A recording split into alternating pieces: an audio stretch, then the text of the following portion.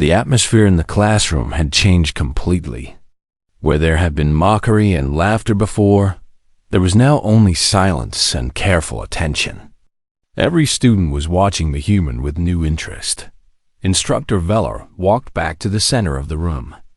He stood next to Taiho and looked out at the class. "We have seen the basic capability of this weapon," Veller said, "but I want to understand more. Human, are you able to demonstrate different techniques?" Taiho nodded. "I can try, but I only have 3 arrows. I would need to retrieve them first. Go ahead." Taiho walked to the targets and carefully pulled out each arrow. The wooden shafts were slightly damaged from the impact, but they were still usable. He examined them as he walked back, checking for cracks or breaks. "What else can you show us?" Veller asked. Taiho thought for a moment. Then he looked up at the ceiling. The lights hung from metal bars about 6 meters above the floor. Between the bars, he could see the support structure of the building, a network of metal beams and panels. "I can show you mobile shooting," he said. The bow is not just a stationary weapon. Humans learn to use it while moving, while walking, running, even while riding animals. "Riding animals?" Brix asked with confusion. "You mean like transport beasts?" "Yes. For thousands of years, humans fought from the backs of horses, 4-legged creatures that can run at great speed. Archers would fire their bows while the horse was moving at full gallop." The students looked at each other with disbelief. Firing a primitive weapon while riding a moving animal? That seemed impossible. "Show us the movement," Veller said. Taiho began to walk across the room. As he walked, he raised his bow and pulled back an arrow. Without stopping, he aimed at the first target and released. The arrow flew across the room and struck the target. He was already reaching for his second arrow before the first one hit. He turned slightly, changing direction, and fired again. The second arrow found its target. Now he began to move faster, not quite running, but walking with quick, purposeful steps.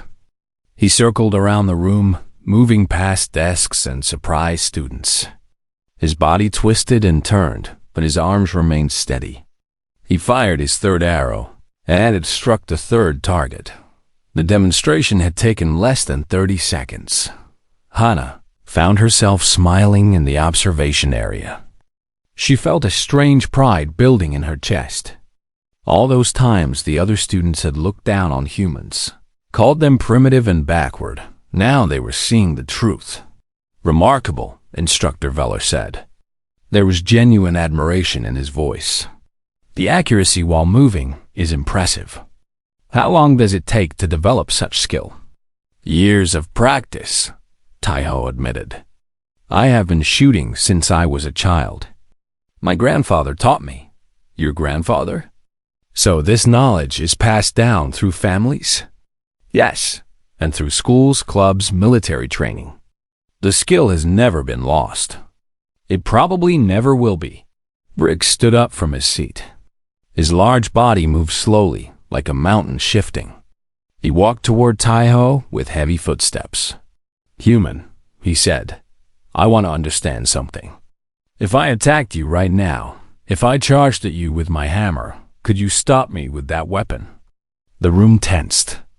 Everyone knew Brix was one of the strongest students in the academy. His species was known for their incredible physical power. In close combat, he was nearly unbeatable. Taiho looked at the massive alien standing before him. Brix was at least twice his size and probably 5 times his weight. In a straight fight, Taiho would have no chance, but a fight with a bow was never straight. "At this distance?" Taiho said. "Yes, I could stop you before you reached me." Brix's eyes narrowed. "You are certain?" "An arrow through the leg would slow you down. An arrow through the arm would make you drop your hammer. An arrow through the chest." Taiho paused. "Well, that would stop most things." For a moment, no one moved. Then Brix did something unexpected. He laughed, not a mocking laugh this time, but a genuine sound of appreciation. I underestimated you, human, Brick said. I called your weapon primitive. But now I see it clearly. It is not primitive. It is efficient. He returned to his seat, still shaking his head with amazement. Instructor Veller stepped forward again. I would like to continue this exploration, he said. Human, tell me, is the bow the only weapon your species can create from basic materials? Taiho almost laughed at the question. No, not even close. What else? Where do I start? Taiho said. He began counting on his fingers. Spears a sharp point on a long stick. Clubs heavy objects designed to crush. Slings a way to throw stones at incredible speed. Axes, knives, swords all made from metal or stone or bone. Traps that catch or kill without anyone being present. Poisons extracted from plants and animals. The list continued. The students listened with growing amazement. Crossbows, a more powerful version of the bow that can be aimed and held. Catapults and trebuchets, massive machines that throw heavy objects over great distances. Fire, we learned to control it and use it as a weapon very early. Fire? Tovik interrupted. You used fire as a weapon? Of course. We burned enemy camps, enemy forests, enemy ships. Fire is one of the most powerful forces on any world, and humans learned to use it thousands of years ago. The small furry alien looked genuinely disturbed by this information. Taiho continued. Even without weapons, humans are dangerous. We developed fighting styles that use only our bodies, punches, kicks, throws, holds. A trained human fighter can defeat enemies much larger than themselves using only their hands and feet. I have seen human fighting competitions, Nola said quietly. I thought they were entertainment. Games. They started as training for war, Taiho said. Every human martial art has its roots in combat. We practice them for sport now, but the techniques are still deadly. Instructor Veller held up a hand to pause the discussion. He walked to his desk and activated his data tablet. His 4 hands moved quickly across the screen, searching for something. I am looking at the Galactic database, he said. The section on human history. I have never read it carefully before, but now I am curious. He was quiet for a moment as he read. His face showed no expression, but his body language changed. He became very still. This is remarkable, he said slowly. According to these records, humans have been at war with each other almost constantly for their entire history. Thousands of conflicts. Millions of battles. That is correct, Taiho said simply. And each conflict led to new weapons, new tactics, new methods of destruction. Yes, humans are very good at finding new ways to fight. Veller looked up from his tablet. He stared at Taiho with his black, unreadable eyes. I am beginning to understand, he said, why the Galactic Council watched your species for so long before allowing contact. I am beginning to understand why some members still consider you dangerous. Taiho met his gaze without flinching. We are dangerous, he said. We do not deny it. But we can also be friends, allies, partners. The choice is not ours to make alone. The room was very quiet. Every student was thinking about what they had just witnessed.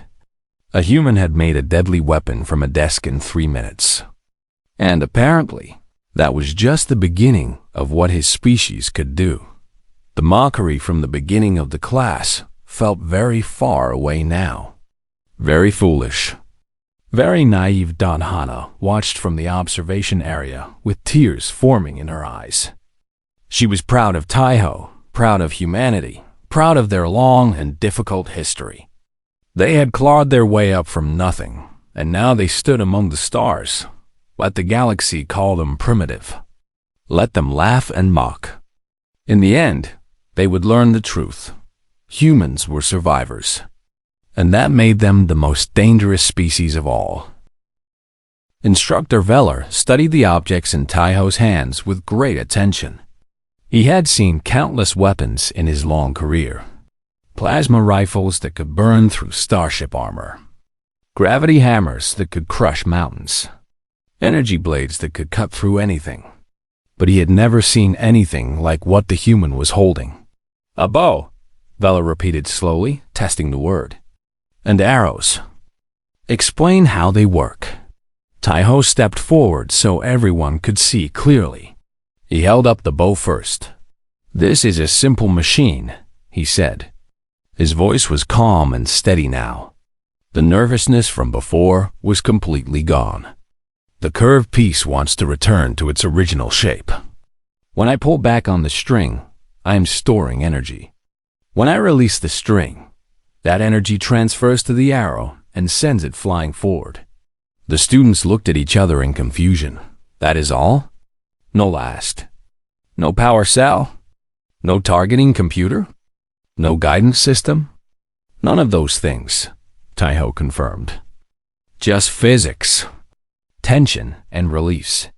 Humans discovered this principle more than 60,000 years ago. 60,000 years? Brick said with disbelief. And you still use it? We still teach it, Taiho corrected. Every human child learns about the bow and arrow. It is part of our history. Part of who we are. Instructor Vela raised one of his 4 hands. Less talking. More demonstration. Show us what this bow can do. Taiho nodded. He looked around the room and spotted the training targets against the far wall. They were about 30 meters away, electronic discs designed to register hits from energy weapons. They would work for his purposes. Those targets, he said, pointing. I will hit all 3. Briggs laughed again, but this time it sounded less confident. With that thing? Impossible. The targets are too far. Your primitive weapon cannot. Watch, Taiho said simply. He positioned himself in the center of the room, facing the targets. Every student watched as he raised the bow and held it with his left hand. With his right hand, he took one of the wooden arrows and placed it against the string. The room was completely silent. Even the students who had been mocking him were now watching with intense curiosity. They had never seen anyone prepare a weapon like this. There were no buttons to press, no power-up sequences, no targeting displays. Just a human, a bent piece of metal, and a sharpened stick. Taiho pulled back on the string. The bow curved further, storing energy in its frame. He could feel the tension in his fingers. The pressure building as he aimed at the first target. Hana held her breath in the observation area. She had never seen Taiho do anything like this before. She did not even know he knew how to use such a weapon.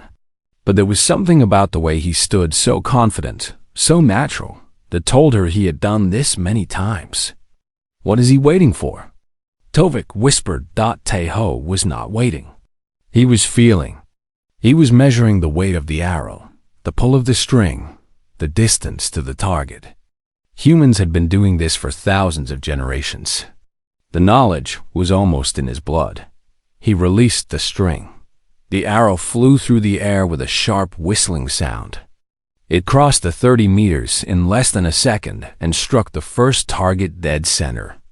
The electronic disc lit up with a bright flash, registering a direct hit. The room erupted in gasps and shocked sounds. How? Rick started. But he could not finish his sentence. Taiho was already reaching for his second arrow. He placed it on the string, pulled back, aimed, and released. The second arrow flew true and hit the second target perfectly.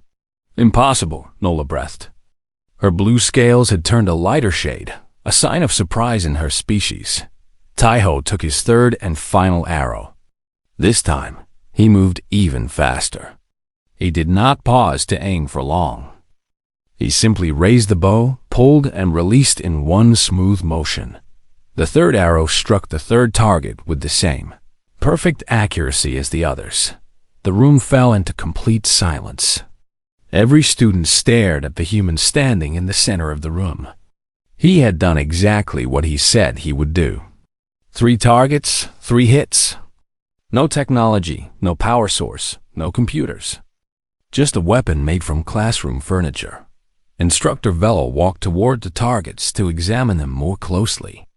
The arrows were buried deep in the electronic material.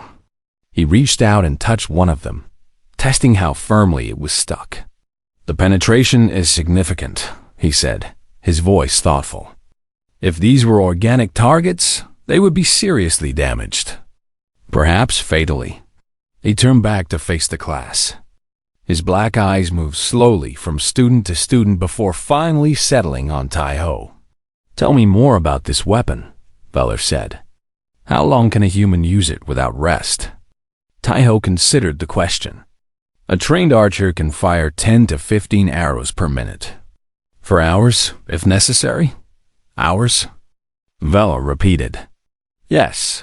The only limit is the number of arrows and the archer's physical condition." Bricks shifted uncomfortably in his seat. His warhammer suddenly felt heavy and clumsy. It could deliver powerful blows, but he could only swing it a few dozen times before getting tired. And it required him to be close to his enemy. "What is the range of this weapon?" Veller asked.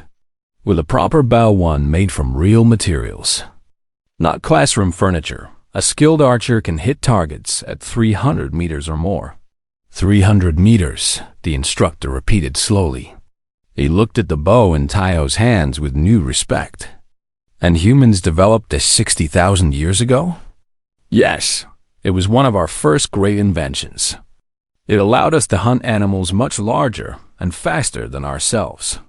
It helped us survive when we were still weak and few in number." Nola raised her hand slowly. "But surely, when your species developed advanced technology, you stopped using such primitive methods?" Tai-Ho smiled slightly. "We never stopped. Even now, on Earth, millions of humans practice archery. Some hunt with bows by choice, even though they could use modern weapons. Some compete in athletic events. Some simply enjoy the skill and tradition. But why?" Tovik asked. "Why would anyone choose an ancient weapon when better options exist?" This was the question Tai-Ho had been waiting for. He looked around the room at all the advanced species with their plasma rifles and energy blades and gravity hammers. They did not understand. They could not understand. "Because," he said carefully, "a bow does not need electricity. It does not need fuel cells. It does not need ammunition that must be manufactured in factories. With the right knowledge, any human can make a bow from almost any material. Wood, metal, plastic, bone, it does not matter. We can create a deadly weapon from nothing." He held up the bow he had made from the desk. "You saw me do it in 3 minutes. I had no tools, no preparation, no special materials. Just my hands and my knowledge. That is why humans keep these old skills alive. Because someday, somewhere, we might find ourselves with nothing. And when that day comes, we will still be able to fight." The room was quiet for a long moment. Students who had laughed at the human just minutes ago now looked at him with very different expressions. Some looked impressed. Others looked thoughtful. A few looked almost afraid.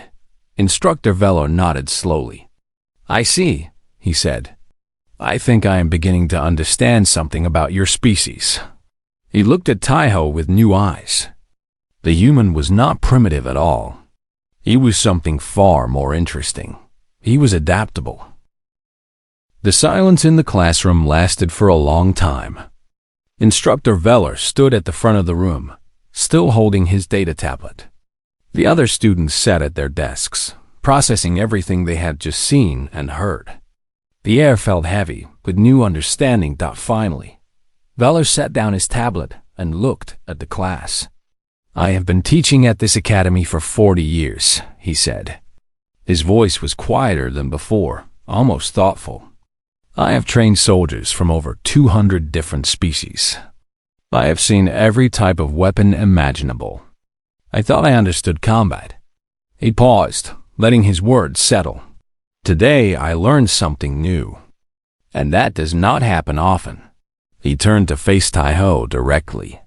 The human was still standing in the center of the room, holding his handmade bow. The 3 arrows were tucked under his arm. "Human Tai-Ho, I owe you an apology," Veller said. "When I asked you to demonstrate a weapon, I expected you to fail.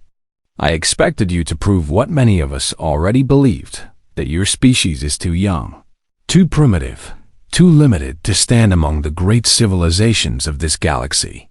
Tai-Ho said nothing. He simply listened. "Instead," Veller continued, "you showed us something we never expected.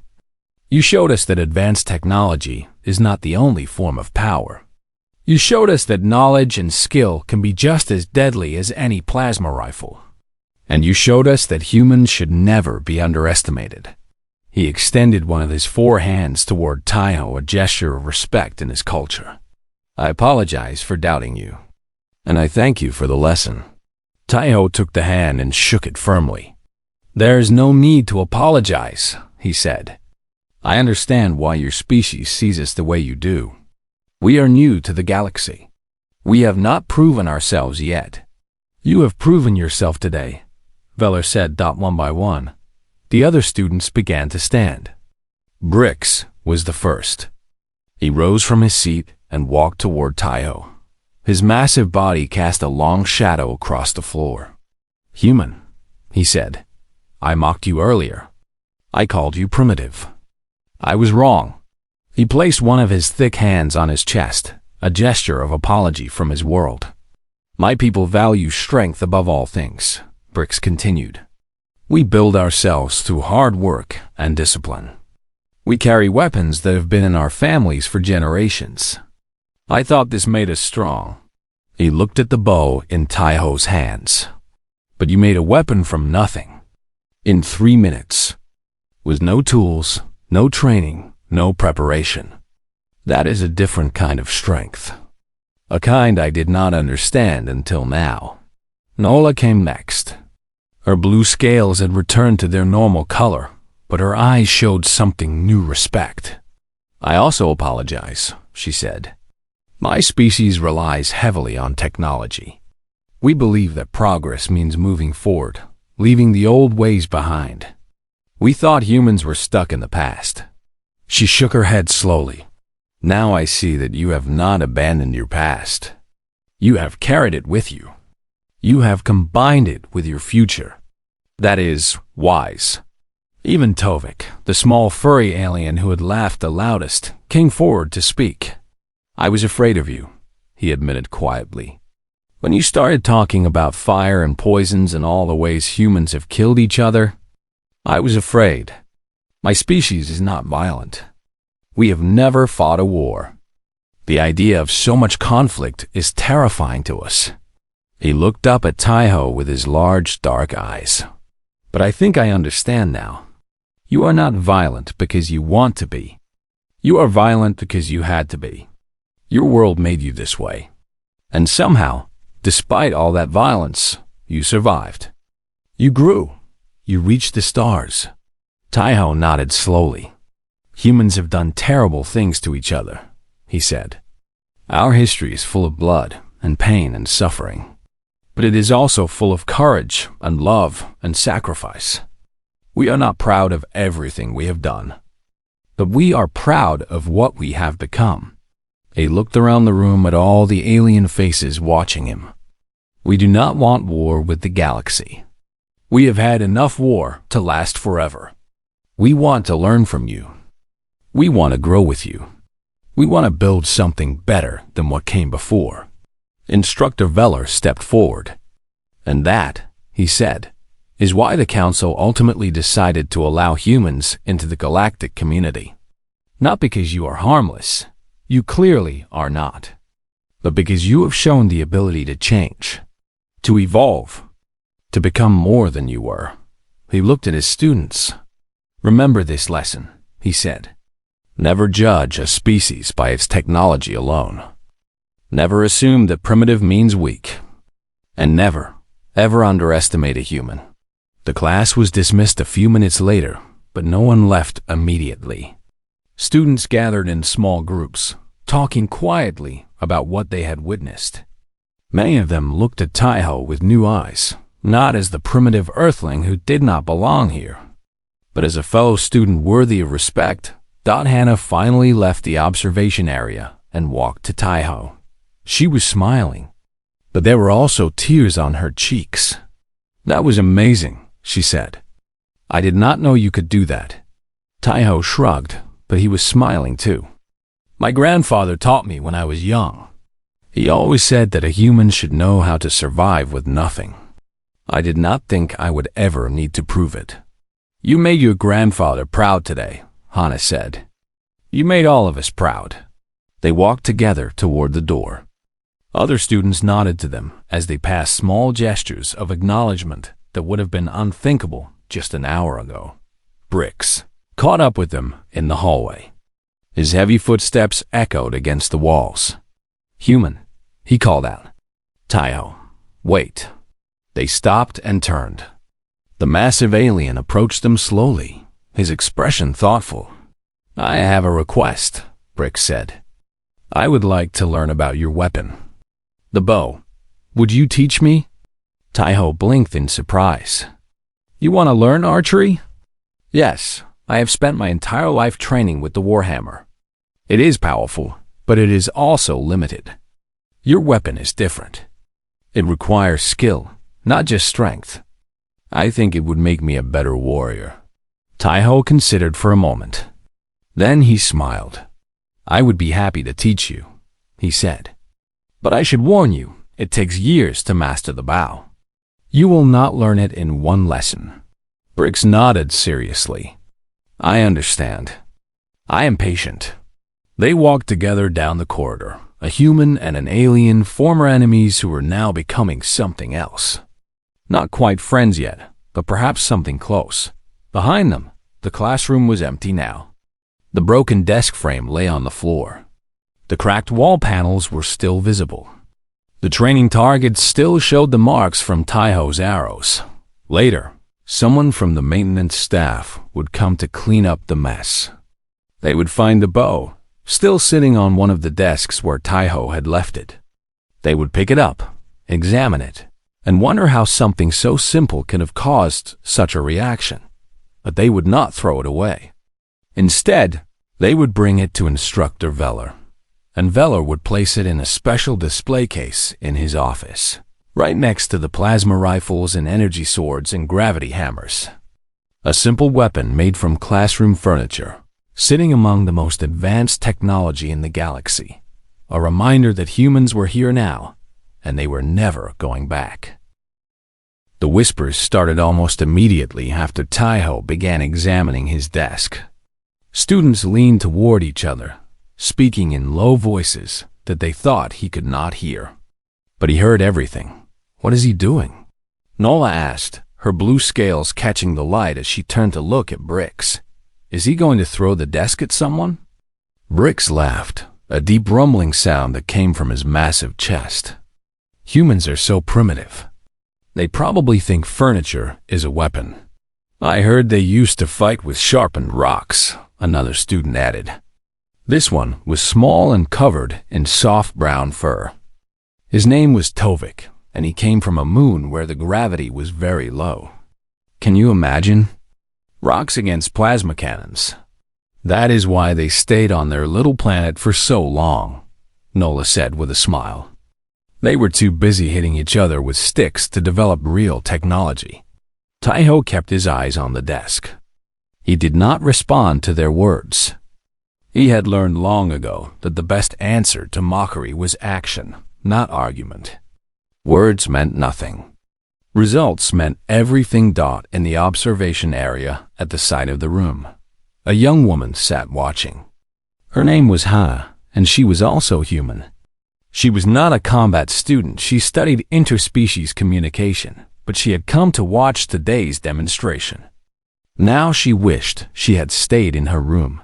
Her hands were tight on her knees as she watched Taiho work. She knew him well.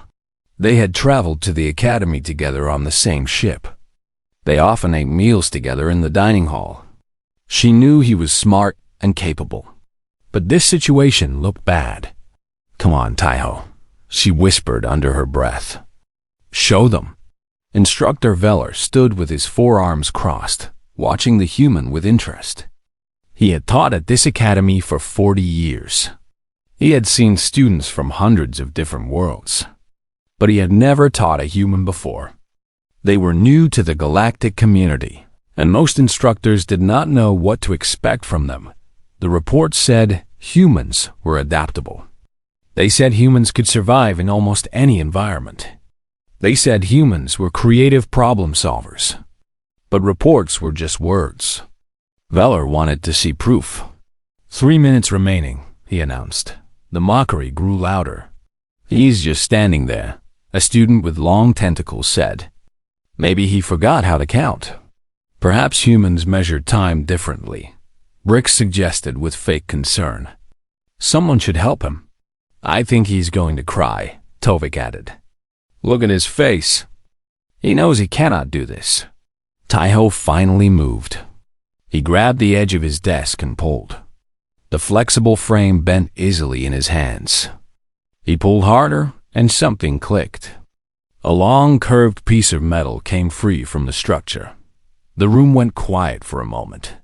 Students watched with confused expressions as Taiho examined the metal piece.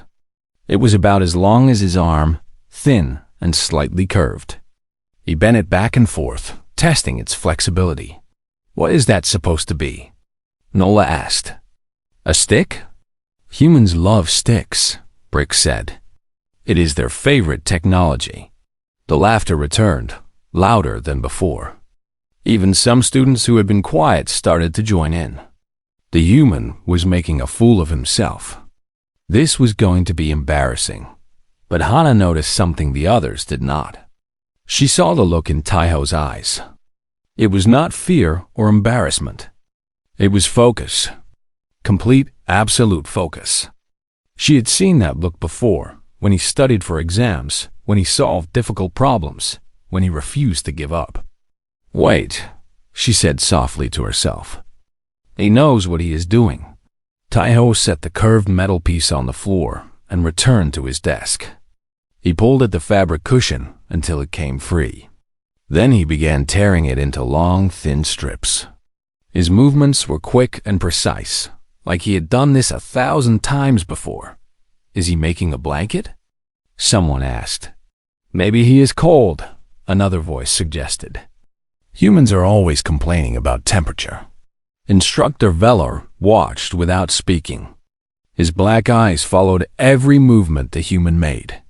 He had seen many demonstrations over the years, but this was unlike anything he had witnessed before.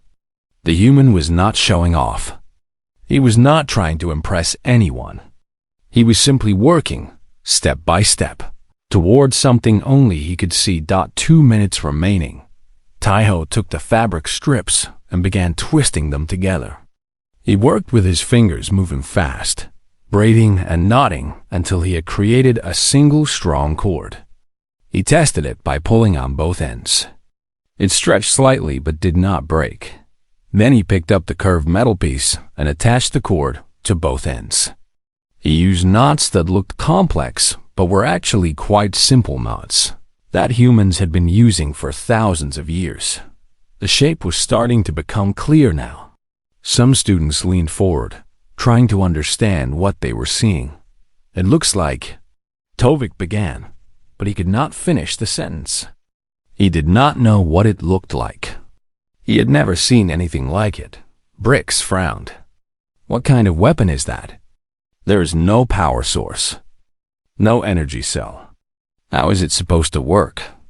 Nola shook her head. "This is a waste of time." He made a bent stick with a string. What is he going to do? Hit someone with it? But Instructor Veller did not laugh. He did not smile. He simply watched with growing interest as the human finished his creation. 1 minute remaining. Taiho held up his creation for a moment, examining it carefully. It was not perfect. It was made from classroom furniture, after all, but it would work. He knew it would work because humans had been using this tool for over 60,000 years. Now he needed projectiles. He looked around the room and spotted the wooden panels on the lower walls. They were decorative, made from a material similar to earthwood. He walked over and kicked one of the panels hard. It cracked and broke into several pieces. "He's destroying the classroom," Tovik shouted. "Instructor, should we stop him?" Veller held up a hand. "Let him continue." Taiho picked up the straightest pieces of the broken panel. He quickly shaped them with his hands, breaking off rough edges and creating points at one end. They were not beautiful, but they were functional. 3 simple shafts, each about half a meter long. "Time." Instructor Veller announced. Taiho stood in the center of the room, holding his creation in one hand and the 3 wooden shafts in the other. Every student was staring at him now. The mockery had stopped. The laughter had faded. Something had changed in the room. The human did not look embarrassed anymore. He did not look nervous or afraid. He looked calm, confident, ready. "What is that thing?" Bricks demanded. "What did you make?" Taiho looked at him and smiled slightly. "This," he said, holding up the curved metal with the cord attached, "is called a bow." He held up the wooden shafts. "And these are arrows." The room was completely silent. No one knew what those words meant. No one understood what they were looking at, but they were about to find out. The morning sun of the twin stars cast a pale blue light through the massive windows of the Galactic Academy. Taiho sat at his desk near the back of the classroom, his eyes moving slowly across the strange faces around him. He had been at this academy for 3 months now, and he still found it hard to believe he was here. The classroom was enormous. It was built to hold students from dozens of different species, so the desks came in all shapes and sizes. Some students floated in water tanks. Others hung from the ceiling. A few had special gravity fields around their seats. Taiho's desk was simple, a metal frame with a flexible plastic surface and a fabric cushion. It was designed for smaller species, and it fit him well enough. He was the only human in this class. In fact, he was one of only 12 humans in the entire academy. Earth had only recently been allowed to send students to study among the stars. The Galactic Council had watched humanity for centuries before deciding they were ready. Many aliens still did not trust humans. They called them young, dangerous, and unpredictable. Taiho did not care what they thought. He was here to learn, and he planned to do exactly that. The door at the front of the room slid open with a soft hiss. Instructor Veller walked in. He was tall, almost 3 meters, with pale gray skin and 4 long arms. His eyes were black and shiny like polished stones. He wore the silver uniform of a senior combat instructor, and his boots made heavy sounds on the floor as he moved to the center of the room. The students became quiet immediately. Veller was known for being strict. He did not like noise, and he did not like excuses. "Good morning," Veller said. His voice was deep and smooth. "Today we will do something different." Taiho sat up straighter. Different usually meant difficult. Veller pressed a button on his wrist device, and a large screen appeared behind him. It showed images of weapons, blasters, plasma rifles, energy swords, and other devices Taiho did not recognize. Every species in this galaxy has developed its own methods of combat, Veller continued. Some rely on technology. Others use natural abilities. A few use both. Today, I want each of you to demonstrate a weapon or fighting technique from your homeworld. You will show the class what makes your people strong. A wave of whispers moved through the room. Students looked at each other with excitement. Some smiled with pride. Others looked nervous. Taiho felt his stomach drop. He had not brought anything. He had no weapon. He had no special device. He had only his bag with some books, a water bottle, and a small snack. He had not expected this kind of test. A student named Bricks raised one of his thick arms. He was from a heavy gravity world, and his body was wide and powerful. His skin was dark green, and his muscles looked like they were carved from stone. "Instructor," Brick said in a rumbling voice, "I have brought my family's warhammer. It has been passed down for 12 generations." Veller nodded. "Excellent. You will go first." One by one, other students began to speak. A female student named Nola, who had shimmering blue scales, said she had brought a plasma whip. A creature with 6 legs and no visible face said it would demonstrate a sonic attack. A tall, thin being with glowing eyes spoke of a blade made from condensed light. Everyone had something. Everyone except Taiho. He looked around the room, hoping no one would notice him. But of course, they did. Eyes began to turn toward the human sitting in the back. Some looked curious. Others looked amused. "And what about you, human?" Veller asked, his black eyes finding Taiho. "What will you show us?" Taiho opened his mouth, but no words came out. He could feel his face getting warm. He hated this feeling being the center of attention for the wrong reason. I did not bring anything," he said quietly. The room went silent for a moment. Then the laughter started. It was not loud at first. Just a few soft chuckles from the students nearby. But it grew. Bricks laughed the loudest, his deep voice echoing off the walls. Nola covered her mouth with a clawed hand, but her eyes showed her amusement. "Typical human," someone whispered. "They have no real weapons. They still fight with sticks and stones on their planet," another voice added. Taiho clenched his fists under the desk. He wanted to say something, but what could he say? They were not entirely wrong. Compared to plasma rifles and energy swords, human weapons did seem simple. But that did not mean they were weak. Instructor Veller raised one of his 4 hands, and the room became quiet again. "Silence," he said firmly. "We do not mock our classmates." He looked at Taiho with an unreadable expression. "Human, is it true that your species has no advanced combat technology?" Taiho took a deep breath. "We have technology," he said slowly. "But we also have older methods. Ways of fighting that do not need power sources or computers." "Interesting," Veller said. He tilted his head slightly. "Then show us." "But I have nothing with me." Veller looked around the classroom. His eyes moved over the desks, the walls, the lights. Then he looked back at Taiho. "A true warrior does not need to carry a weapon," the instructor said. "A true warrior can make one from anything. You have 5 minutes, human. Use whatever you can find in this room. Show us what your people can do." The laughter stopped. The students looked at each other in confusion. Make a weapon from classroom materials? That seemed impossible. Taiho stood up slowly. His heart was beating fast, but his mind was calm. He had been in difficult situations before. Growing up on Earth had taught him many things. How to survive. How to think quickly. How to use what was around him. He looked at his desk. He looked at the walls. He looked at his own jacket. And then, slowly, a small smile appeared on his face. 5 minutes? He said, "I only need 3.